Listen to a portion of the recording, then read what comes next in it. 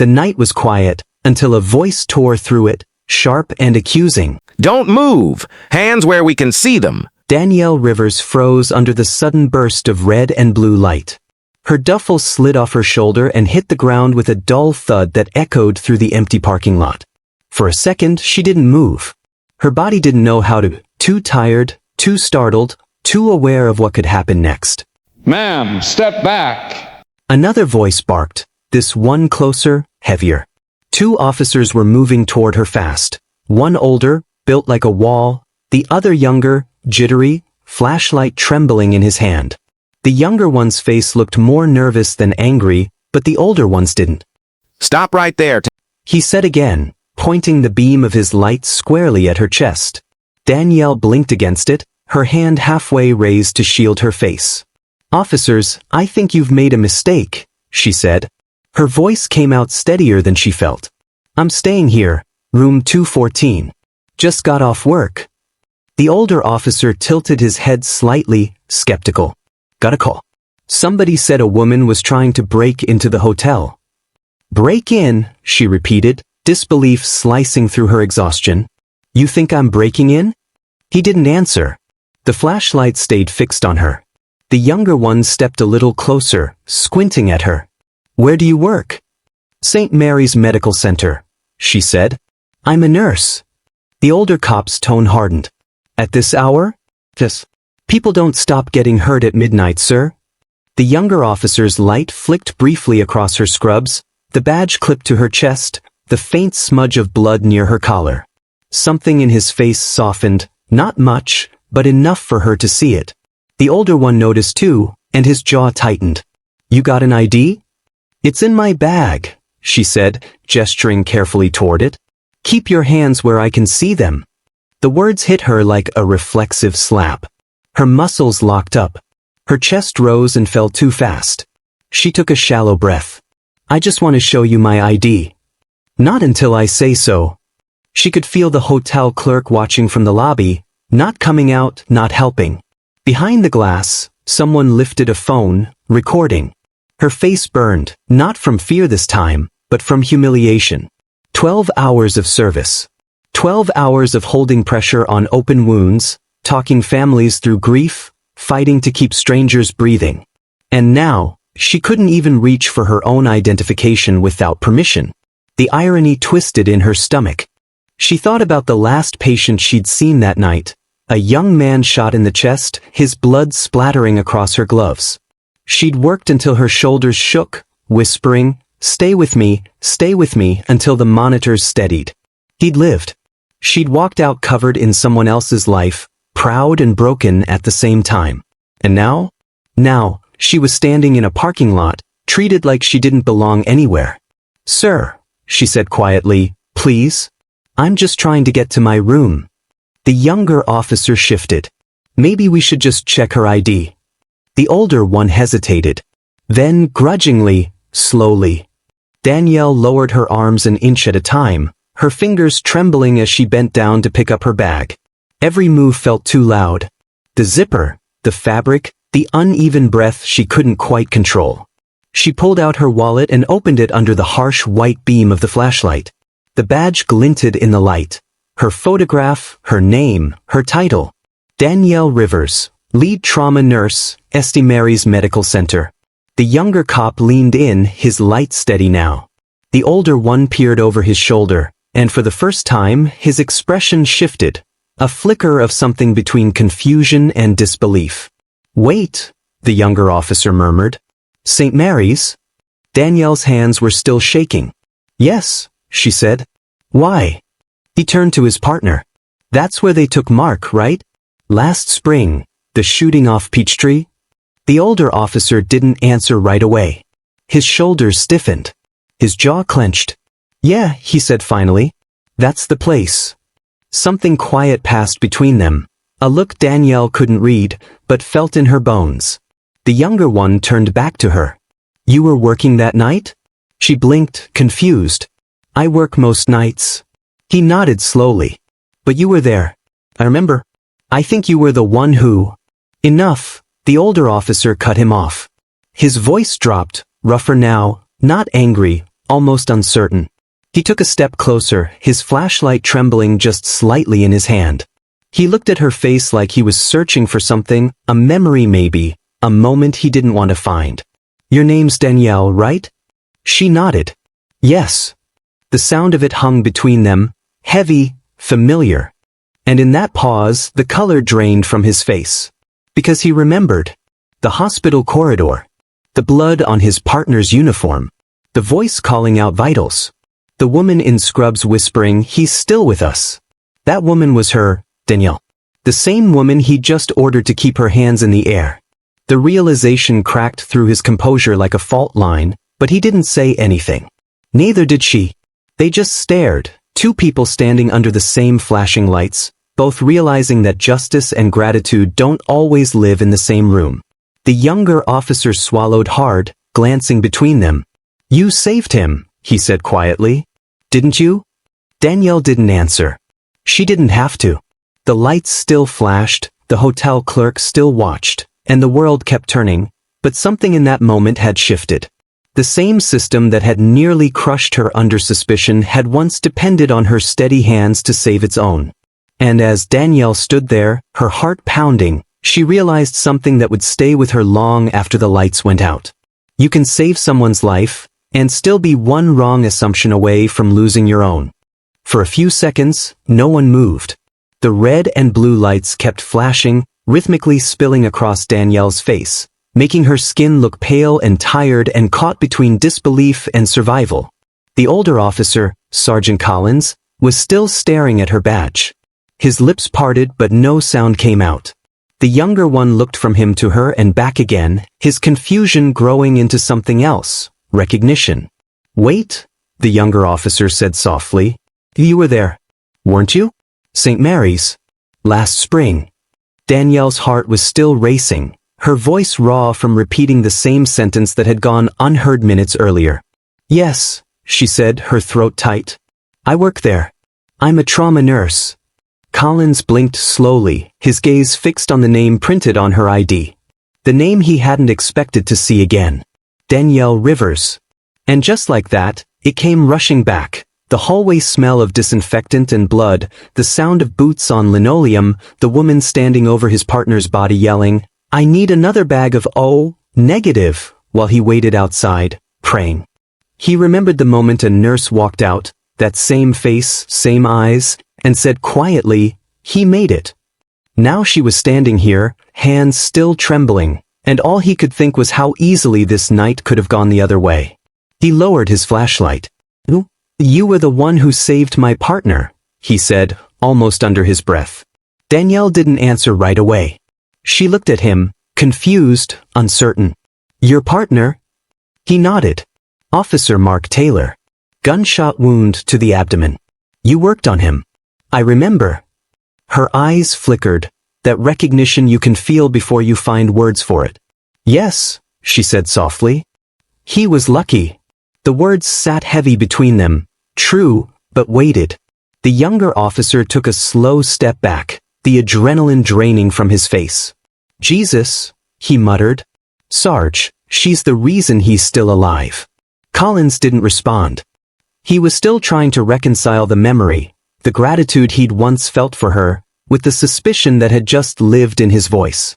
The irony of it all stung deeper than he could say. Danielle finally lowered her arms. Her shoulders ached from holding them up, her pulse still loud in her ears. "So, can I go inside now?" Her tone wasn't angry. It wasn't defiant either. It was flat, that quiet exhaustion that comes after fear, when the body's done shaking but the soul isn't. Collins took a breath, his voice rough. "You can. Of course." She nodded once, not moving yet. The younger officer muttered, "We're sorry, ma'am. We shouldn't have." But Danielle's laugh cut through him. Not a cruel laugh, just hollow, tired, a sound that said, "You're too late." "Shouldn't have," she said. "You had your hands near your guns. I had a badge and a hotel key." Her voice cracked slightly on the last word. She knelt slowly to pick up her duffel, her hands still trembling, her breath shallow.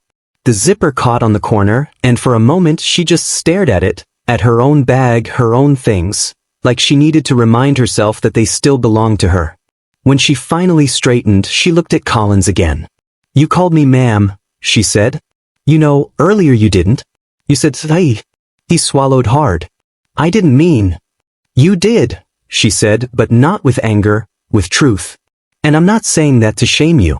I just need you to understand how fast everything changes for people like me. I went from saving lives to fearing for mine in the same week." Her words hit him harder than any accusation could have. The truth didn't need volume, it just needed to be spoken. The younger officer looked down, guilt heavy on his face.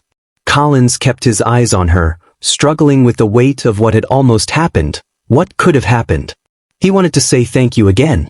He wanted to apologize. But both words felt too small now. "Danielle?" he said quietly. "I don't know what to say." "Then don't," she said softly. "Just remember next time before you pull that light on someone who looks like me." The sentence wasn't bitter. It was weary, like something she'd said in her head too many times before tonight. The hotel's automatic doors hummed open behind her, warm lights spilling out across the pavement. She didn't turn right away. "You know," she said, still facing the street, "I remember your partner. He was scared. You could see it in his eyes. But when he woke up, he thanked me, over and over. Said he didn't think people like me would even be there for him." Her voice faltered for the first time. "And I told him, in that room, everyone's equal. I meant it then. I still do." She turned to look at Collins, really look at him. "But it's getting harder to keep believing it out here." That silenced everyone. Collins' flashlight dropped to his side completely. The younger cop turned away, pretending to check the radio, but really just trying to breathe. Danielle adjusted her bag, her badge catching the light one last time. She started toward the entrance. "Danielle," Collins said suddenly. She paused, half-turned. "My partner, he still talks about you," he said. "Says he never got to thank you properly. You gave him his life back." Danielle looked at him for a long moment. Her expression softened, not forgiving, not cold, just human. "I'm glad he made it," she said quietly. "But tonight, you took something too." He frowned slightly. "What's that?" She held his gaze. "Peace." Then she walked toward the glass doors. The motion sensor clicked, and they slid open with a gentle sigh. The light poured over her like dawn trying to break through the night. Behind her, the patrol car lights still flashed against the building, a constant reminder that the line between gratitude and fear was paper thin. Collins stood there for a long time after she disappeared inside. He thought about his partner. He thought about her words. And for the first time in a long time, he didn't feel like the man who'd upheld the law. He just felt like the man who'd broken something he couldn't fix. The elevator doors closed behind her with a tired metallic sigh. For the first time in what felt like hours, the world went quiet. Too quiet. Danielle pressed her back against the wall, clutching the strap of her duffel like an anchor. The cheap hotel elevator hummed softly, its light flickering just enough to feel like it was breathing with her. Fast, uneven, unsure. Her reflection in the steel doors didn't look like her. The face staring back was pale, drained. Her eyes, once sharp from years in trauma bays, now seemed hollow, rimmed with red. She let out a shaky laugh, but it came out sounding more like a sob. "You're okay," she whispered. "You're okay, Danny. It's over." But her voice didn't sound convinced. She tried to breathe deep, like she told her patients to do when the pain hit too hard. In through the nose, out through the mouth. But every inhale still tasted like flashing lights and gravel and humiliation. The doors opened with a soft ding. She stepped out, her legs heavy, her body moving on memory alone. Room 214. Third door on the left. She fumbled with the keycard twice before it finally clicked green. Inside, the room was small, 2 lamps, 1 unmade bed, the TV remote half buried under a folded towel. She didn't turn on the main light. The dim lamp by the window was enough. Her bag hit the carpet with a soft thud. Then she sat on the edge of the bed and didn't move for a long time. The adrenaline was fading, and with it came the shaking. Not from fear anymore, but from everything she'd been holding in. 12 hours of work. 12 minutes of terror. and the realization that both had come from the same country, the same streets, the same uniformed hands. She rubbed her palms together, feeling the ghost of the hospital still there, the faint smell of antiseptic clinging to her skin, the memory of lives she'd helped piece back together. Her hands could still stop bleeding, still restart a heart. But tonight, they couldn't even reach into her own bag without permission. The thought landed heavy. She didn't fight it. She let it sit. She looked down at her ID badge still clipped to her chest. The picture was 2 years old, smiling, confident, proud. That woman had believed the world saw her as she saw herself. Capable, useful, good. But tonight that photo felt like a lie. She unclipped the badge and laid it on the nightstand. It hit the wood with a tiny click. That sound, so small, was the sound of everything she carried crashing into one place.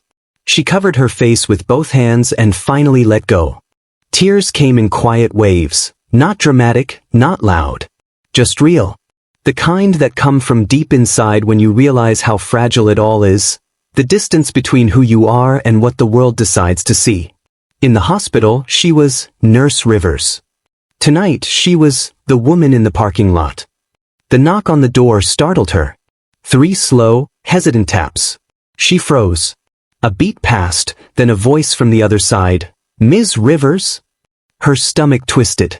That voice. It was him. Sergeant Collins. She wiped her face quickly, her throat tight. "What do you want?" No answer at first. Then through the door, soft, uncertain. "I just wanted to make sure you were all right." Danielle stared at the door, jaw clenched. "You sure that's what you wanted?" Silence. "You don't have to open it," he said. I couldn't leave it like that." She stood, walked slowly toward the door, but didn't open it. Her voice came out quiet, trembling but controlled. "You humiliated me, officer. You made me afraid to breathe." "I know," he said, his tone low. "I didn't see you. I didn't see you." "Yeah," she said bitterly. "That's kind of the problem, isn't it?" He sighed. "If I could take it back, I would." "But you can't," she said. "Because for you, it's a mistake. For me, it's a memory." There was a pause. The kind of silence where truth sits too loud to fill. Finally, Collins said softly, "I'm sorry." Danielle leaned her forehead against the door. "You said that already." "I'll say it again if I have to," he said. "You saved my partner's life, and I treated you like a suspect. That's on me." Her voice cracked. "It's not just on you, Sergeant. It's on everyone who sees fear before they see a face." He didn't respond this time. And that, she thought, was the most honest thing he could have done. She waited a few seconds before she heard his footsteps fade down the hallway. When it was quiet again, she opened the door just enough to see the folded piece of paper slipped under it. A note, scribbled in shaky handwriting. "You deserved better. I'll remember your name this time." She stared at it, then folded it neatly and placed it beside her badge on the nightstand. For a long time, she stood there, half in the doorway, half in the dark, listening to the hum of the city outside. The sirens, the cars, the soft hum of a world that kept moving like nothing had happened. Then she whispered to the empty room, "You'll remember my name, but you'll never understand the weight I carry." She shut the door, turned off the lamp, and sat back on the bed. Her eyes stayed open long after the lights went out. She never really slept. When the alarm on her phone buzzed at 5 a.m., the sound felt cruel, like someone shaking her shoulder while she was still halfway inside the night. Danielle blinked at the ceiling for a long time before she moved. The red glow from the hotel clock bled through the dark, the numbers switching without mercy. For a few seconds she thought about calling in sick. She even opened the message app, typed, "Can't make it, stomach bug," then deleted it. People would need her. They always did. And maybe that was the only thing that still made sense. She swung her legs off the bed and sat there, elbows on her knees, staring at the carpet. The world outside the window was gray-blue, that thin color the sky gets before sunrise. Cars hissed by on wet asphalt. Life continues, same as ever. She went through the motions, had a shower, and drank coffee from the lobby machine. Hair pulled back tighter than usual, pinned on her hospital badge and set off for work. By 6 a.m. she was walking the 3 blocks to St. Mary's. The air smelled like rain and exhaust. Every passing cruiser made her throat tighten for half a beat. At the entrance, the security guard waved. "Morning, Nurse Rivers." She managed a small smile. "Morning, Tony." Inside, the hospital was already awake, machines humming, voices layered, the world she understood. Someone handed her a clipboard. Someone else asked if she could cover bed 7 until the next shift arrived. She nodded automatically, her body remembering what her mind was too tired to think through. In the locker room she changed into fresh shoes. Maya walked in behind her, hair messy, eyes kind. "You look wiped," she said. "I am," Danielle admitted. "Didn't sleep." "Rough night." Danielle gave a half smile that wasn't really one. "Yeah. You could say that." Maya waited like she wanted to ask more, then thought better of it. "Well, coffee's terrible today," she said, handing her a cup. "But it's hot." Danielle took it. "Thanks." The small kindness almost undid her. The first patient was a construction worker with a deep gash on his hand. He grinned nervously, said he was fine. Danielle cleaned the wound, bandaged it, cracked a joke about battle scars. He laughed, grateful. And for a moment, something inside her loosened. This was who she was. But between patients, the night replayed in flashes. The glare of the flashlight, the tremor in her voice, the sound of hands where we can see them. She'd catch herself holding her breath, then force a smile for whoever was waiting. Around mid-morning Dr. Ellis found her in the supply room. He didn't ask right away, he just passed her a pair of gloves and said, "You look like you need a real breakfast." "I'm fine," she said. "You always say that." He leaned against the counter, arms folded. "Whatever happened last night, don't bury it. Things grow in the dark." She looked down at the gloves. "I just don't want to be angry at everyone." "Then don't," he said gently. "Be tired, be human, anger comes later if you pretend you're not hurt." That landed harder than she expected. She nodded once, eyes burning, and slipped past him before the tears could follow. During lunch she sat alone in the staff courtyard, half-eaten sandwich on her lap. Her phone buzzed, a message from Collins. "They're reviewing the stop. I told them everything. I know it doesn't fix it, but I'm trying." She stared at the words until they blurred. Then she typed back, "Trying is a start. So is listening." She put the phone face down, looked at her hands, steady again, familiar. A breeze moved through the courtyard, cool against her skin. She thought about quitting once, years ago, when the work felt too heavy. But saving people had always been her way of staying anchored. Even now, after everything, that truth hadn't changed. By evening, the rhythm of the ward had wrapped around her again. A child with a fever. An elderly man asking for extra blankets. Kind things, the type of things she does every day. When her shift ended, she stood for a moment in the doorway of Trauma Bay 3, the same room where she'd fought for Mark Taylor's life months ago. She ran a hand along the cold railing of the bed and whispered to no one, "Still here." Then she turned off the light and walked out, the echo of her steps mixing with the steady hum of the hospital, proof that life, somehow, kept its pulse. By the time Danielle reached the end of her shift the following evening, the hospital had gone soft and sleepy. The noise of the day, alarms, orders, footsteps, had thinned to the hum of monitors and the muted shuffle of night staff. She signed her last chart, hung her stethoscope on its hook, and felt the ache settle into her shoulders like a familiar visitor. Maya caught her on the way out. "You got a minute?" Danielle hesitated, half turned toward the exit. "Yeah," she said finally. They walked to the small break room off the main corridor. The vending machine buzzed. Someone had left a half-finished crossword on the table. Maya poured 2 cups of burnt coffee and handed one over. "I heard about what happened," she said quietly. "Tony told me. Said the cops stopped you outside the hotel." Danielle's fingers tightened around the cup. "I didn't tell him to," she said, defensive out of habit. "I know. He's just worried." Maya sat down across from her, voice steady. "We all are." Danielle exhaled through her nose, long and slow. "It's weird," she said. "You think after a night like that you'd be angry. But mostly I'm just tired. Tired in a way that sleep doesn't fix. Maya nodded. Yeah. The kind of tiredness that lives in your bones. For a moment neither of them spoke. Outside the door, a heart monitor beeped twice and went quiet again. Danielle looked down at the dark surface of her coffee. Last night I kept thinking about all the times I've walked into a room and people have trusted me instantly.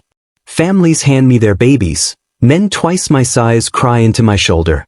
And then outside, same face, same hands, and I'm suddenly dangerous. Her voice wavered. I keep wondering which version of me is real. Maya reached across the table, resting her hand over Danielle's. Both, you're both. The difference is who's looking. That simple sentence hit somewhere deep. Danielle blinked hard, then let out a shaky laugh. You're wiser than you look. I read a lot of bad poetry, Maya said with a grin. Helps. They sat for another few minutes, talking about small things. The new intern who fainted during rounds, the cafeteria's terrible soup, until the heaviness eased just enough to breathe around. When they stood to leave, Danielle felt lighter, not healed, but less alone. Outside, dawn was bleeding back into the sky. The city smelled like rain again. She walked toward the bus stop instead of the hotel, the air cool against her face. At the curb, a police cruiser rolled to a stop for the red light. The driver, young, maybe her age, caught her eye through the open window. For a split second, instinct made her tense. Then she noticed the officer's partner in the passenger seat, head bowed over a cup of coffee. A familiar face, Mark Taylor. He glanced up, recognition spreading slowly into a surprised smile. He tapped his partner's arm, motioned toward her, then lifted a hand in a small, awkward wave. Danielle hesitated, then returned it, small, polite, but real. The light turned green. The cruiser eased forward, taillights blinking once before disappearing around the corner. She watched it go, the tightness in her chest loosening like a held breath finally released. Across the street, a child dropped a stuffed bear. Danielle bent to pick it up and handed it back to the girl's mother, who thanked her without a second glance at the color of her hands. Such a tiny moment. But it felt like the world, for once, doing what it should. When she reached the hospital courtyard, the first shift of nurses was gathering, yawning, trading stories. Someone waved her over for a group photo. New hires, old veterans, the messy family that kept the place running. She hesitated, then stepped into the frame. Maya nudged her. Smile, then. It's for the bulletin board. Danielle smiled, not the practice professional one, but a small, honest curve that reached her eyes. The camera clicked. A flash of light. For once, not the kind that accused, but the kind that captured. Later, as she walked back inside, she passed the bulletin board and caught sight of her old badge photo still pinned there from an awards ceremony years ago. Same face, same hands. Now a little older, a little stronger. She touched the edge of the photo, then turned toward the ward as another pager call echoed down the hall. Work waiting. Life waiting. And for the first time in days, Danielle felt steady again. Not unscarred, not untouched, just steady. She could live with that. That night, as she walked out into the cool air again, the city lights reflected faintly in the hospital's glass doors. She could see her own reflection. The nurse, the woman, the survivor, layered over the world she still believed could change. For a long moment, she stood there, her badge catching the light. It wasn't proof anymore. It was just part of her story, one she'd keep wearing, not to be seen, but to remind herself she mattered even when she wasn't. Some stories don't end with justice or grand apologies. They end with people learning how to keep walking in a world that's not always kind. Danielle's story reminds us that healing doesn't always roar. Sometimes it sounds like showing up again, doing your work, and choosing to stay human when you have every reason not to. Every day, someone like Danielle is out there, saving lives, teaching, building, creating, while quietly surviving a moment they shouldn't have had to survive at all. And maybe that's where change begins, not in the headlines, but in how we see one another when the lights aren't flashing. If you were in Danielle's shoes, would you have confronted the officer, or walked away? And what do you think kindness should look like in a world still learning how to see people clearly? Let's talk in the comments. Because stories like this only matter when we start the conversation they're meant to begin.